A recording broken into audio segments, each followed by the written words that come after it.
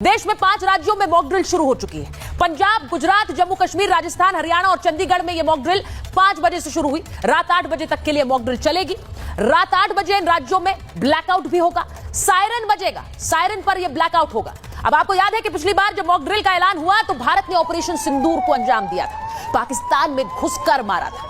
Mock drill Bharat में हो रही है, भारत की व्यवस्थाओं को तत्पर दुरुस्त रखने के लिए हो रही है, लेकिन इसका डर पाकिस्तान में। जब जब भारत में ब्लैकआउट का सायरन बजेगा, पाकिस्तान के पसीने छूटेंगे। जब जब यह मॉक ड्रिल होगी, पाकिस्तान का डर बढ़ेगा। हम अपनी तैयारी को दुरुस्त कर रहे हैं, क्योंकि प्रधानमंत्री नरेंद्र मोदी ने कहा कि यह तो तरकश का पहला तीर था, ऑपरेशन सिंदूर अभी जारी है। फिर से अगर कोई हिमाकत हुई तो आज भोपाल में प्रधानमंत्री ने कहा कि घर में घुसकर मारेंगे, इससे भी बड़ा घाव देंगे। और इसीलिए ये जंग की तैयारी इन 5 राज्यों में इस वक्त भी हो रही है। जो मॉक ड्रिल की तस्वीरें दिखा रही हूं आपको, ये 5 राज्यों में इस वक्त जारी है और पाकिस्तान का डर बढ़ा रही है। ये तस्वीरें आज सब लोग देख लें, क्योंकि रात 8 बजे जब ब्लैकआउट होगा तब उसके लिए भी तैयारी कैसी है वो भी आपको दिखाएं। लेकिन इसी के साथ जहां एक तरफ मॉक ड्रिल हो रही है, देश के सांसद अलग अलग देशों में जाकर ऑपरेशन सिंदूर की सफलता की बात रख रहे हैं, वहीं पीओके को लेकर कांग्रेस पार्टी ने एक ऐसा बयान दिया है जिस पर सबको हैरानी है। तेलंगाना के सीएम रेवंत रेड्डी ने कहा कि राहुल पीएम होते तो आज पीओके हमारा होता।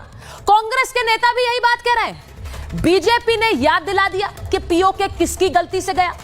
आचार्य प्रमोद कृष्णम ने तो यह तक कह दिया कि राहुल गांधी अगर होते पीएम तो भारत को पाकिस्तान बना देते।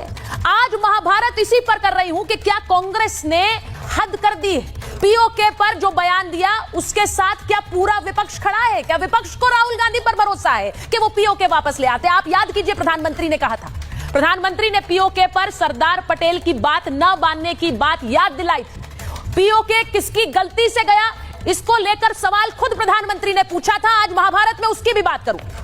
क्या पीओके पर कांग्रेस पार्टी के नेताओं की बात पर भरोसा करता है पूरा विपक्ष और जनता भरोसा करती है?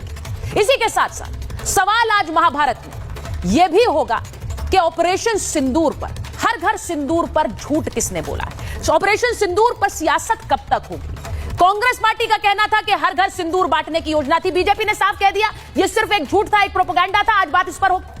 आज बात मैं इस पर भी करूंगी कि ऑपरेशन सिंदूर को लेकर क्या कांग्रेस और राहुल गांधी को आईना उन्हीं के अपने सांसद दिखा रहे हैं। पहले मनीष तिवारी और उसके बाद अब सलमान खुर्शीद। क्या उन्होंने राहुल गांधी को आईना दिखा दिया है? क्या उन्होंने विपक्ष के उन नेताओं को आईना दिखा दिया है जो बार बार कह रहे थे हम सीज फायर के लिए दौड़े, जो बार बार कह रहे थे कि हमने पीओके का मौका गवा दिया? क्या उन्हीं के अपने सांसद, क्योंकि सलमान खुर्शीद ने खुलकर कहा और विदेशी धरती पर कहा कि पाकिस्तान के डीजीएमओ आए थे, सीज फायर की गुहार लगाने आए थे और उसी पर भारत ने अपना जवाब दिया। तो ये बातें बेकार की हैं कि भारत सीज फायर के लिए दौड़ा था। आज इस पूरे सच और झूठ को भी उजागर करेंगे महाभारत में कि ऑपरेशन सिंदूर पर यह सियासत कब तक चलेगी, क्योंकि जो तस्वीरें आज आ रही हैं तिरंगा यात्रा की, वो भी आपको दिखा देती हूं। उसके बाद एक रिपोर्ट आपको दिखाएंगे। ये तस्वीरें देख लीजिए, जो तिरंगा यात्रा आज निकाली गई ऑपरेशन सिंदूर को लेकर, उसकी सफलता को लेकर। आप जेपी नड्डा को देख रहे हैं, बीजेपी के राष्ट्रीय अध्यक्ष, और वो कैसे तिरंगा हाथ में लिए। ये यात्रा, तिरंगा यात्रा तो निकल रही है, लेकिन हर घर सिंदूर वाला झूठ, आज उस पर भी बात होगी। क्या बीजेपी हर घर सिंदूर बांटने वाली थी? कांग्रेस पार्टी कहती है हां, लेकिन बीजेपी का कहना यह एक झूठ था, प्रोपेगेंडा था जिसे फैलाया गया। एक रिपोर्ट आप पहले देख लीजिए।